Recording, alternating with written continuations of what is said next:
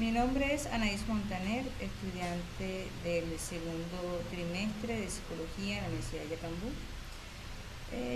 Ahora exactamente estamos desarrollando el tema de bases de la percepción del habla y de la música.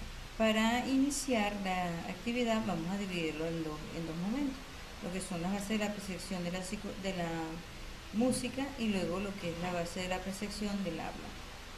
Con respecto a la música, habría que definir un poco de lo que es la música, considerándola como la combinación de sonidos y tiempos que están llenos de melodías, ritmos y timbres y que además están cargados con significados. Se cree que la música está presente o ha estado presente en todas las culturas, que la música por sí misma es un lenguaje, es el lenguaje musical, y que la música, el lenguaje de la música es previo al lenguaje verbal. La música nos permite de una u otra manera poder entender las emociones que nos pasa alrededor. De hecho, esto se explica cuando vemos una película. Se usan determinados tipos de música para explicar si hay una tensión, si hay un momento de acción, si hay un momento de tristeza, si hay un momento de alegría, cuando de una u otra manera los actores y las actrices están representando algo que sea muy difícil de reconocerlo. O si hay ausencia de esa música, ellos tendrían que ser muy buenos actores para poder que el público entienda cuál es el mensaje y cuál es la emoción que se está manejando en escena. Tiene una gran importancia, una gran relevancia en la cohesión social. De hecho, podemos observar que en el desarrollo del niño, los padres, los maestros tienden a cantarles para que ellos vayan aprendiendo muchas cosas, vayan aprendiendo todo lo que tiene que ver con esa correlación o esa integración social. Este elemento de la música, que la música está en el individuo, solo se produce dentro del individuo, no fuera del individuo, porque es la manera en que esos sonidos o esas frecuencias que tienen una secuencia que solamente puede ser escuchado, solamente puede ser decodificada por nuestro cerebro. Si la música la oímos internamente, la interpretamos y la comprendemos.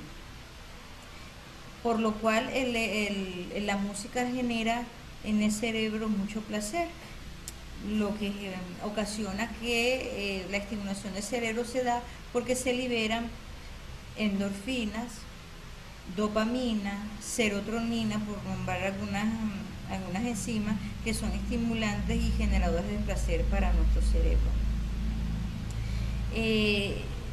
Y aparte de eso, la música tiene una relación muy profunda con la memoria. En ciertos estudios se ha comprobado que en pacientes que tienen problemas con el habla y en pacientes que de repente pudieran tener Alzheimer, ACV o algún daño cerebral que de alguna u otra manera les impida recordar o pronunciar de alguna manera palabras, se observa que estos pacientes con estas dificultades en el proceso de memoria del habla, no sucede así cuando se les pone una canción o se les coloca una canción y las personas inmediatamente pueden recordar e incluso recordar las situaciones que vivieron que están relacionadas con esa música o esa canción.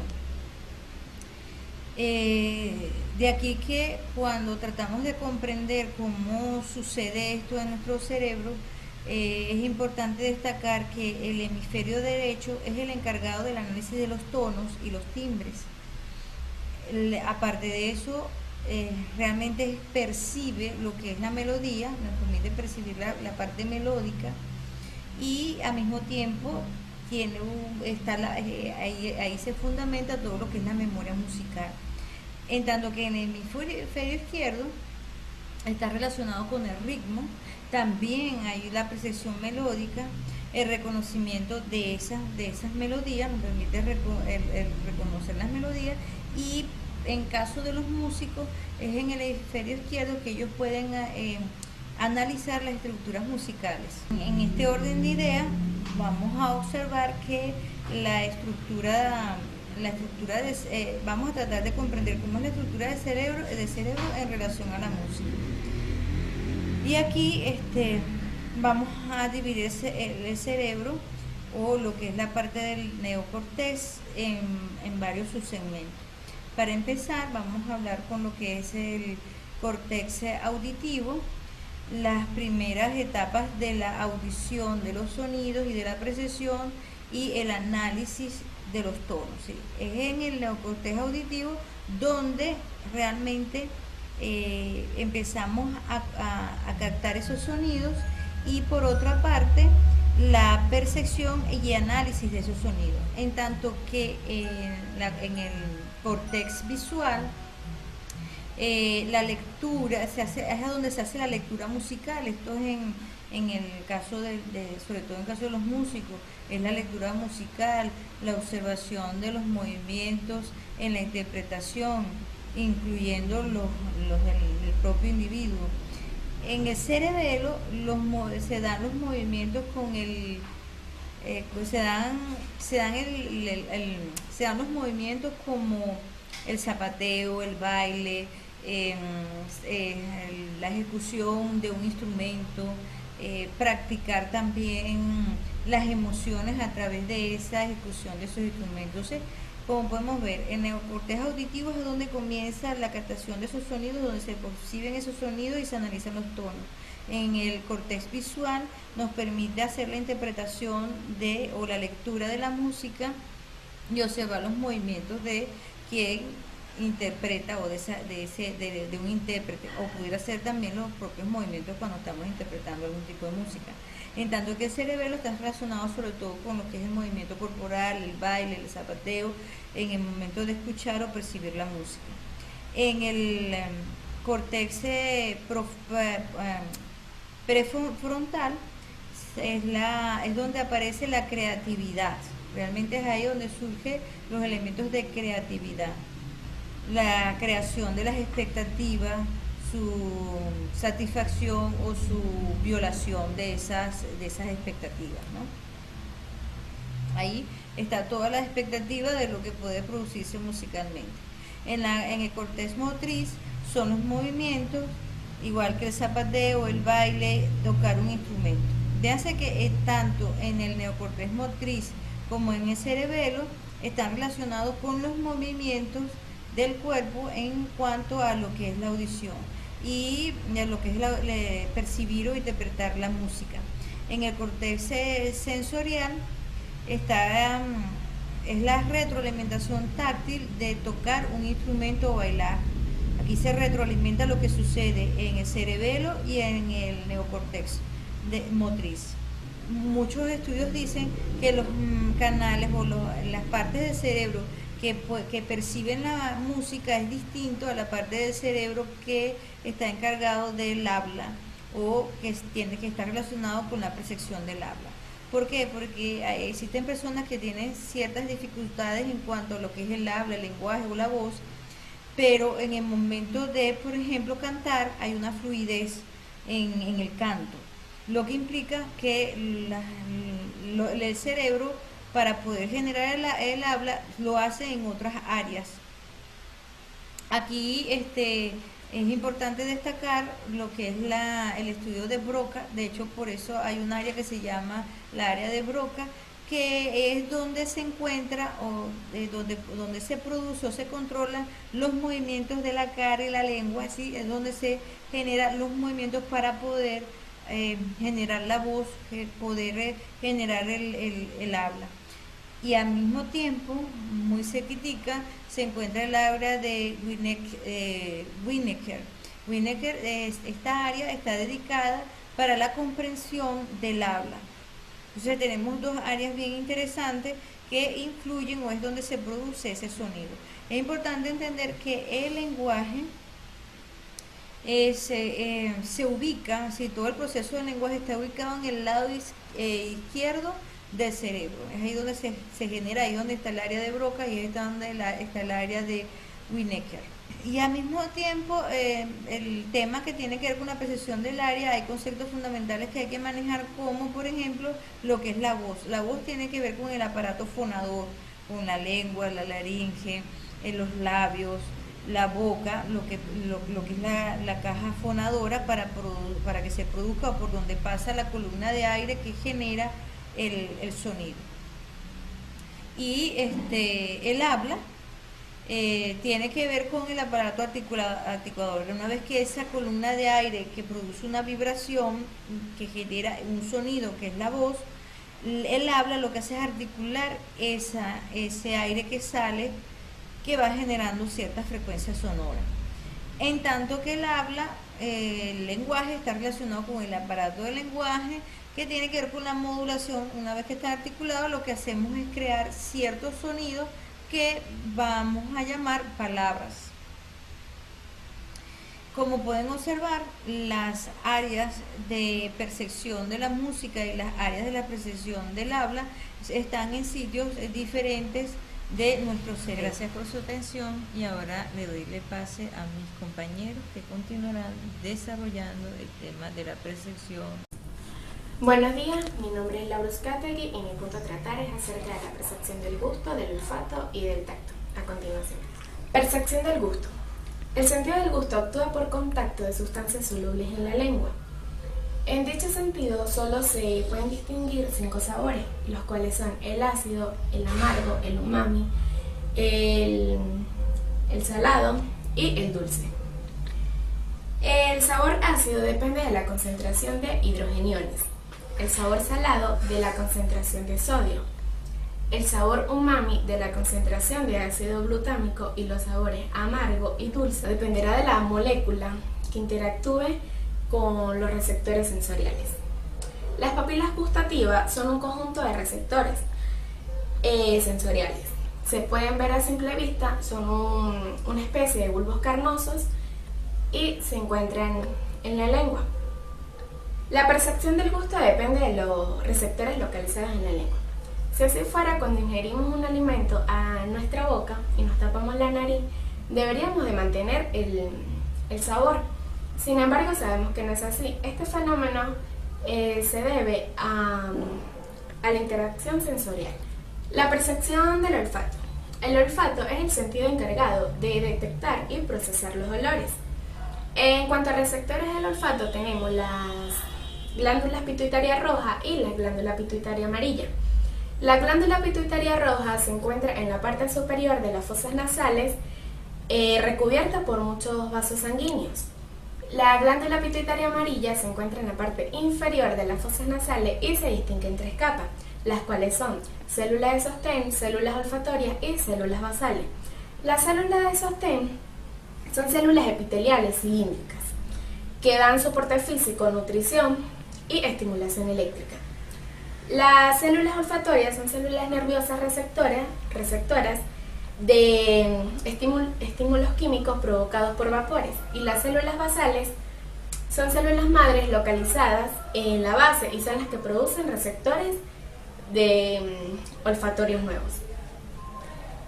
La percepción del tacto. El tacto es un sentido implicado en muchas sensaciones vitales para el ser humano.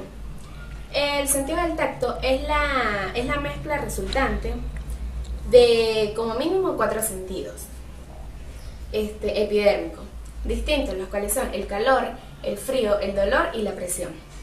La vista tiene unos receptores específicos, sin embargo, en el tacto aún se desconocen, que responden al calor, al frío, al dolor.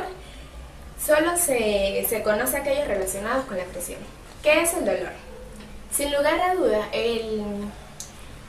el dolor tiene una función vital para nuestra vida, ya que nos previene, nos comunica y de alguna manera llama nuestra atención acerca de algo que nos puede perjudicar.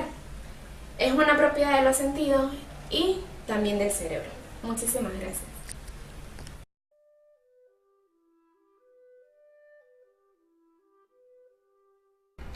Hola, soy Yuneri Páez y les voy a hablar sobre la percepción y la emoción. ¿Qué será la percepción? La percepción es la impresión que tenemos del mundo exterior, es decir, cómo vemos el mundo exterior, y esto lo logramos o alcanzamos a través de los sentidos. Ahora, existen dos teorías referentes a la percepción. Según Aaron Beck, uno de los padres fundadores de la terapia del comportamiento cognitivo, la emoción sigue a la percepción. Otra teoría es la de técnicas de liberación emocional. Ellos afirman que la emoción sigue a la percepción, es un camino de doble vía. Es decir, se puede dar el caso donde sea la percepción que siga a la emoción. Hay dos resultados. Investigadores de la Universidad de Toronto lograron demostrar que nuestro estado de ánimo afecta cómo percibimos el mundo exterior. Por otro lado, podemos percibir una situación, tener una fuerte emoción, pero cuando hacemos frente a tal situación y tenemos más información, podemos cambiar totalmente nuestra perspectiva y nuestras emociones. Existen tres fases en el proceso de la percepción. Fase sensorial, la cual implica nuestros sentidos. La fase perceptual, donde se convierte en estímulos nerviosos que viajan al cerebro, donde se da la fase cognitiva y el cerebro codifica estos estímulos y da una respuesta a ellos. Hay factores externos que influyen en la percepción. Estos son la intensidad, la repetición, el tamaño y la novedad. También hay factores internos que influyen en la percepción. Algunos de estos son atención, motivos, intereses y valores, características de la observación y la cultura. Sean factores internos o externos, ellos pueden cambiar la perspectiva de cómo vemos el mundo exterior. Hay leyes de la organización perceptiva. La ley de la proximidad. Esta nos indica que entre más cerca estén los elementos podemos ver una unidad. La ley de la similitud, que nos indica que mientras haya similitud o igual dentro de los elementos, podemos ver también una unidad. Y la ley de la continuidad, la cual nos indica que líneas continuas nos pueden dar la percepción de continuidad. La ley del cierre, en esta nos indica que tendemos a completar las imágenes, tenemos la tendencia a crear figuras aunque estén incompletas. Y la ley de la simetría, y es que nosotros tendemos a darle simetría a las figuras, a los objetos. La ley de los movimientos nos dice que los elementos están agrupados de tal forma que nos dan la percepción de que hay movimiento en la figura. Y la ley de figura y fondo nos indica que se percibe mejor la figura que su fondo. Le damos más relevancia a la figura que al fondo.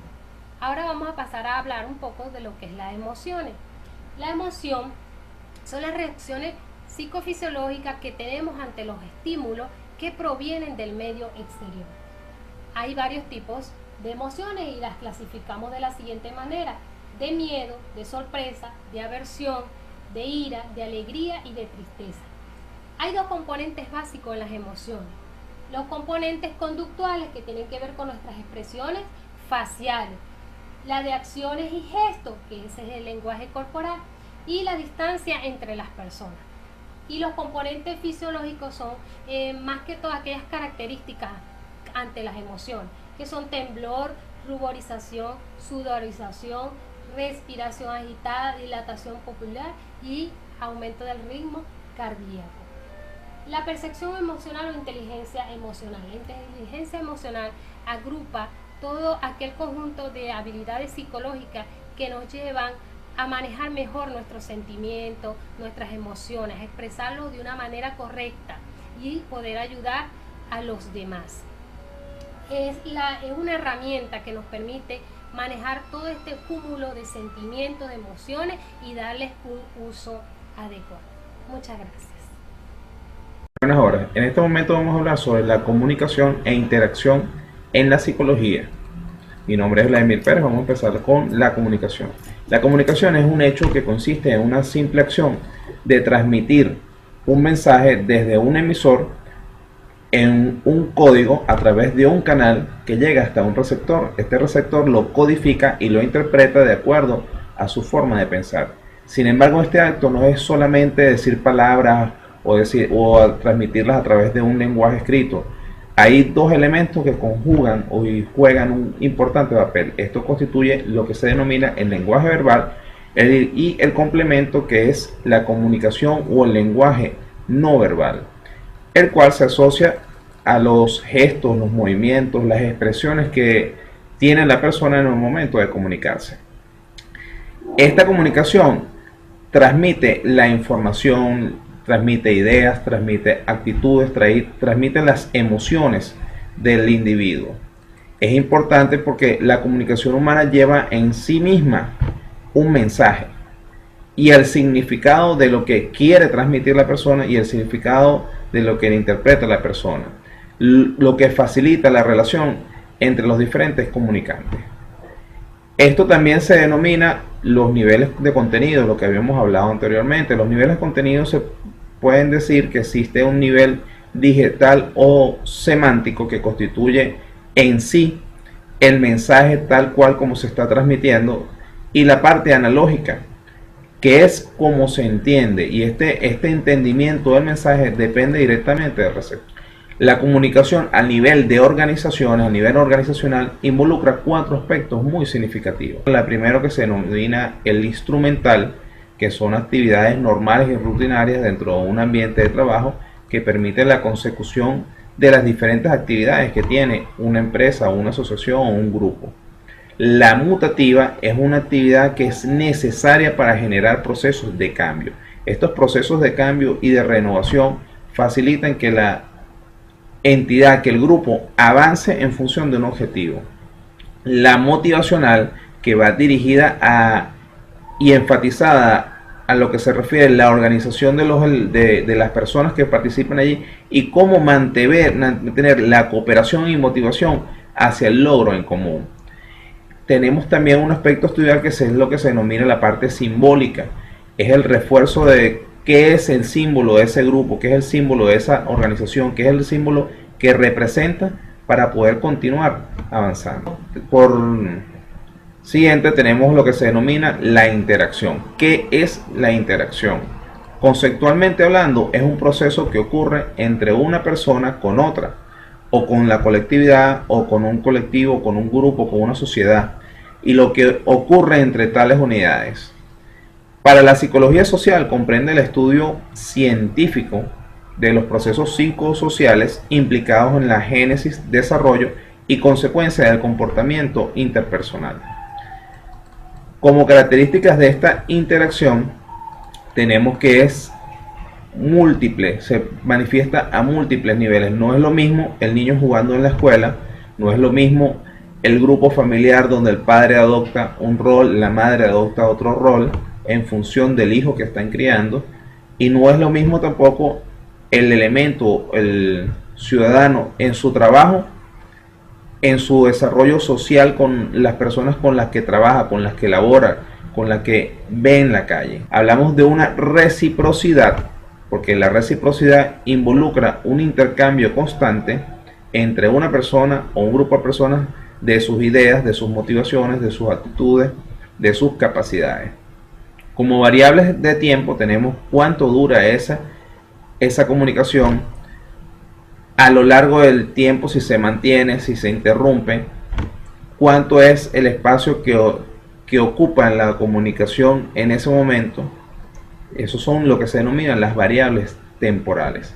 Y referente a la homogeneidad, es lo que se refiere a elementos socioculturales por los cuales la comunicación se da entre un grupo o otro, entre un elemento y otro. Esa homogeneidad en cómo pensar o cómo percibir las cosas, cómo tener una misma visión sobre un elemento o sobre otros elementos, es lo que facilita que sea una conversación fluida o que sea una interacción fluida. Hay otros conceptos que también están relacionados. Entre esos conceptos tenemos lo que se denomina la conducta social. La conducta social no es más que la conducta que se adopta para la interacción entre dos o más seres humanos. Dentro de esos conducta social encontramos lo que significa o lo que se define psicológicamente el rol. ¿Qué es el rol? Es la personalidad pública de cada individuo. Es la forma en que él se amolda a la sociedad y en la cual él entra a formar parte de esa sociedad. Cuando una persona se gradúa de médico dentro de una universidad, él asume un rol de médico, un rol de doctor. Ese rol de doctor no es el mismo rol que va a jugar dentro de su casa cuando está en la interacción con sus familiares, pero sí es el rol que va a jugar profesionalmente. Hay un factor que se llama la ideología o el factor ideológico. Es un conjunto de ideas, de connotaciones que definen las actitudes a adoptar por el hombre, define qué es o cómo es la visión del hombre referente a su vida. También tenemos la identidad, que es cómo se define la persona a sí misma dentro del mundo y el significado que tienen las demás personas con referente a él. El grupo, que son el conjunto de personas que influyen entre sí, que persiguen un fin de común, y es a donde el individuo se va a pegar, porque él busca formar parte de un grupo. Tenemos los estímulos y tenemos los estereotipos. El estímulo es qué nos motiva a hacer algo y el estereotipo son los ejemplos que ve. En función de todo esto hablamos de una comunicación e interacción social, donde el individuo se involucra en la comunicación para el desarrollo con el resto de la sociedad, donde la familia forma parte del primer grupo social. La comunicación e interacción son capaces de influir y modelar la vida de ese individuo y capaz de generarle en un futuro una forma de ver las cosas. El individuo se adapta y desempeña en distintos roles y se desenvuelve, sin embargo, su identidad se mantiene constante. La comunicación verbal y no verbal es la que percibe el individuo a través de sus órganos sensoriales y es lo que lo ayuda a evaluar qué es lo que hay entre esa transacción comunicacional. Hasta un individuo ciego puede percibir a través de las modificaciones en el tono, el volumen y el ritmo de voz de la persona con la que está hablando qué es el mensaje que le quiere transmitir y cómo evaluar ese mensaje. A través de los estudios de la historia de la psicología, tenemos que Maslow, en la psicología humanística, tocó el tema e hizo referencia a que el desarrollo social es una necesidad del individuo. Si nosotros no nos desarrollamos socialmente, no perdemos el concepto de humanidad. Se sale del concepto mecanicista, sino que el individuo forma parte de una sociedad y como forma parte de una sociedad se desarrolla en ella. Es una necesidad de desarrollarse dentro de ella. También tenemos el estudio de la psicología histórica de Vygotsky, que contempla la influencia de la sociedad para definir la forma en que ese individuo va a actuar. Es importante ver que la comunicación y la interacción social son estudiadas también por otras ciencias como la historia, la antropología, la sociología, la psicología, entre otras.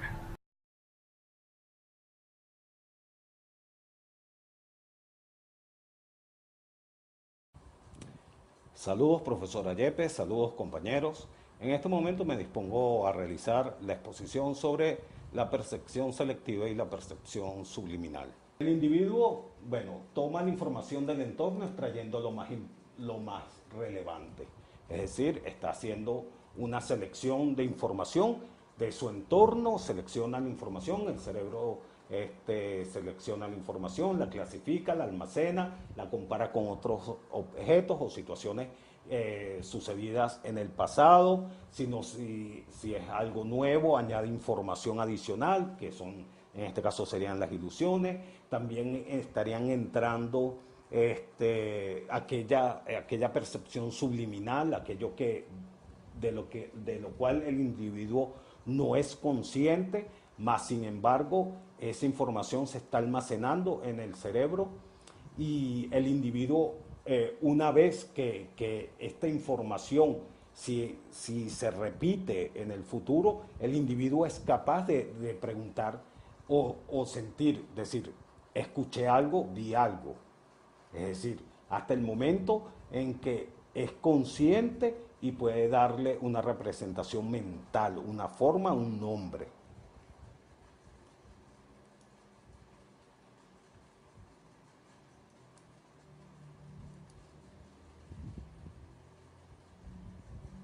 El individuo tiene contacto con su entorno a través de los órganos sensoriales, como ya lo explicamos, que por medio de impulsos eléctricos que viajan al cerebro, desde el órgano sensorial, le indican lo que acontece en el entorno y una vez en el cerebro, como se mencionó, lo clasifica y toma la información más relevante, discrimina aquello que no le es importante, inhibe aquellos estímulos que puedan distorsionar el sujeto de percepción como tal, a fin de obtener un concepto de la realidad que le rodea.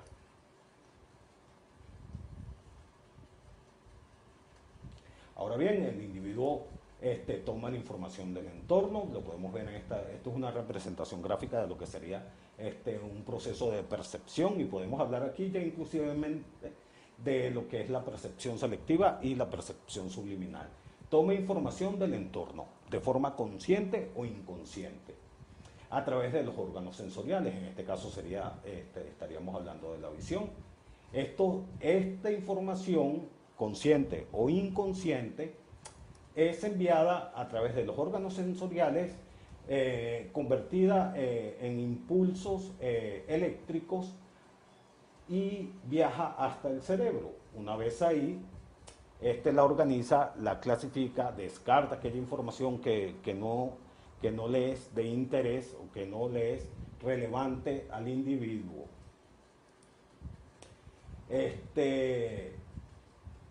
Lo que se había dicho, toma la información más importante e ignora los estímulos distractores.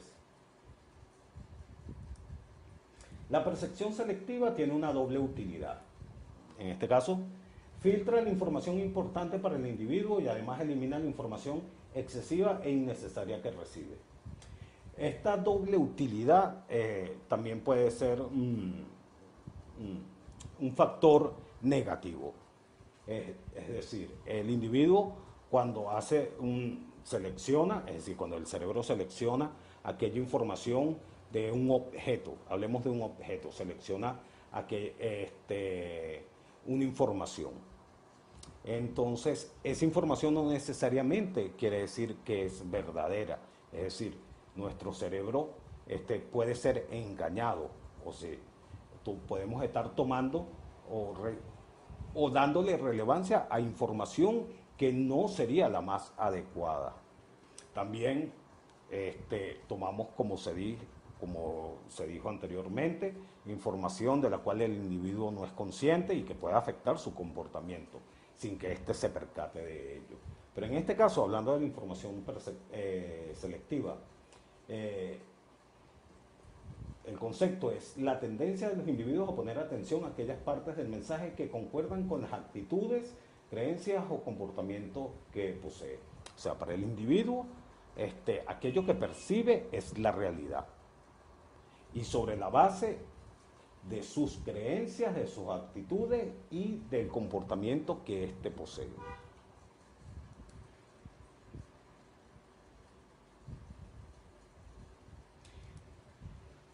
La percepción selectiva filtra la información importante para el individuo y además elimina la información excesiva e innecesaria que recibe. En el gráfico anterior, se podía percibir, o sea, el individuo toma de ese conglomerado de círculos de verdes y de tonos verdes azulados, de tonos naranjas y marrones, toma la información más importante. O sea, hay un proceso atencional, el individuo hace una focalización y toma aquello que es lo más relevante. En este caso, unifica, le da un sentido a ese orden de esa cualidad que sería el color, que en este caso era un color en naranja, le da una cualidad y lo toma y el cerebro lo procesa, y entonces si esa representación ya existe, esa representación mental ya existe, la compara hasta obtener, en este caso era el número 6.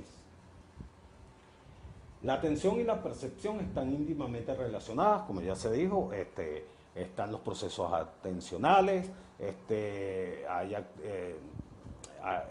las partes de teorías que se han desarrollado, las teorías como la de Posner, en las cuales habla de la atención, de los procesos mentales, de los procesos fisiológicos involucrados en la atención, y que son dos conceptos diferentes, pero que están aunados en en ese constante de recibir información del exterior. No se puede atender a todos los estímulos y la atención es el proceso que selecciona lo más relevante para percibirlos mejor. O sea, con las nuevas teorías, la atención juega un papel muy importante porque sirve de filtro para seleccionar aquello que es más relevante para el individuo. En este caso, bueno, hay un fotograma de la serie Brain Games, donde están haciendo una ilusión, ¿no? Aquí el individuo, a un individuo le están presentando unas cartas, hay un juego de cartas. El que está haciendo el truco, este truco, tiene una carta adherida a su frente, que sea muy visible para que pudiera ser muy visible para todos, ¿no? Para el individuo que le está haciendo el truco, él hace pone su atención, ¿no? Y y empieza a percibir únicamente lo que está dentro de ese umbral, ¿no? De ese punto donde están sucediendo, donde hay un estímulo, donde están sucediendo cosas, y está dejando de percibir otros que son de carácter importante, como sería ¿no? La percepción selectiva filtra la información importante para el individuo y además elimina la información excesiva e innecesaria que recibe. Y aquí en esta dualidad, ¿no? de lo que es la percepción selectiva, se está dejando de tomar esta información que sería muy importante, que es una carta que está adherida, que es la carta que el individuo espera ver, y no se percata porque su foco de atención es en esta zona, no está abarcando el entorno en su totalidad.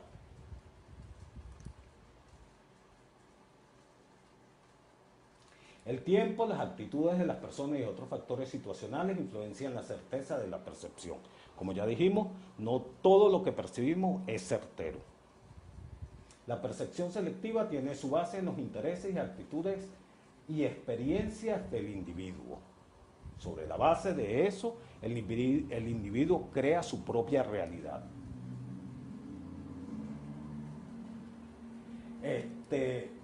En este gráfico podemos ver exactamente eso, la parte positiva y negativa. Es decir, uno de los individuos ve 3 tablones, otro ve 4, pero para cada uno es su realidad, ¿no? La percepción selectiva tiene su base en los intereses, actitudes y experiencias del individuo, como ya lo mencionamos. Este individuo ve 3 y si los contamos hay 1, 2 y 3. Este ve 4 y también si lo contamos 1, 2, 3, 4. Entonces hay 2 realidades, ¿no? Hay 2 realidades.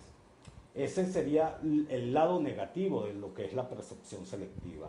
Se debe a que los juicios que realiza el individuo de otras personas o situaciones u objetos no siempre son acertados. La percepción subliminal se puede definir como un proceso de extracción y análisis de información de estímulos de los que el sujeto no es consciente. Es decir, independientemente de que se está haciendo un proceso de percepción, de que hay una percepción selectiva, el individuo no es capaz de ser consciente de que el cerebro está también procesando información de su entorno, de la cual de forma inconsciente, y esa información es almacenada temporalmente. Ahora bien, si ese estímulo, si ese objeto, si aquello que de lo cual el individuo no es consciente se repite en un periodo determinado con mucha frecuencia, el individuo puede ser capaz de percibir, ya comienza a saber que vio, que escuchó, que logró sentir algo, hasta que es capaz de darle una representación mental a ese algo, a ese sonido, bien sea un sonido, bien sea un objeto, bien sea una percepción táctil, auditiva, y va a depender la percepción subliminal, ¿no?, de circunstancias como la baja intensidad, falta de atención o la breve duración del estímulo. Más puede determinar la conducta de la persona al margen de su voluntad consciente, es decir, puede influir en el comportamiento de la persona, aunque éste no sea consciente de ese estímulo.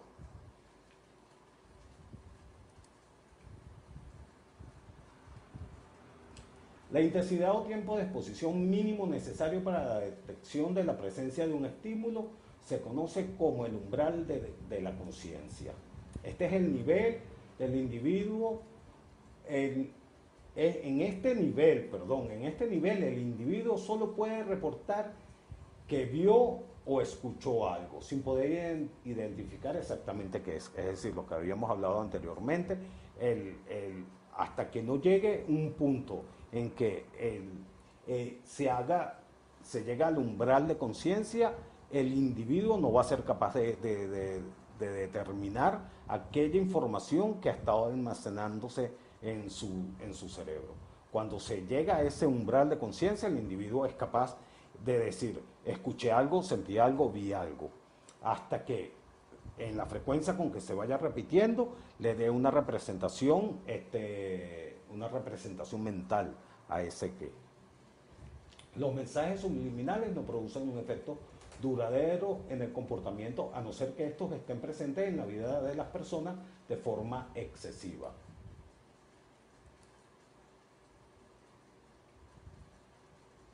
La percepción subliminal ha sido muy utilizada en marketing, es lo más utilizado en marketing. Aquí hay 3 representaciones gráficas muy explícitas, por cierto, y de carácter sexual, ¿no? En estas son unas botellas de cerveza, en estas son unas paletas de helado, y en estas de una franquicia de hamburguesas, pero todas en el inconsciente de la persona llegan a tomar características, bueno, aquí está bastante explícita, esta también, las 3 son bastante explícitas, ¿no? El contorno pudiera ser el contorno de una figura femenina, obviamente pudiéramos decir que es la vista desde atrás de un individuo, y en esta de una chica frente a... Bueno. La percepción subliminal es comúnmente utilizada en el marketing, sin embargo el individuo puede percibir de su entorno mensajes de forma inconsciente, los cuales puede inducir en el comportamiento del mismo. Para terminar, en 1957, James Vickery, publicitario estadounidense, demostró con el uso del taquitoscopio, que es una máquina que servía para proyectar en una pantalla mensajes invisibles que podrían ser captados por el subconsciente del individuo. Y durante la proyección de una película comenzaron a aparecer fotogramas, de los cuales los individuos no eran conscientes, que decía: ¿tienes hambre? Come palomitas. ¿Tienes sed? Bebe Coca-Cola. Y según Vickery, el resultado fue asombroso. Las ventas de ambos productos se dispararon. Bueno, muchas gracias por su atención, profesora Yepes. Gracias, compañeros. Espero hayan disfrutado de la exposición de nuestros compañeros. Estamos a sus gratas órdenes. Esta fue nuestra exposición. Muchas gracias.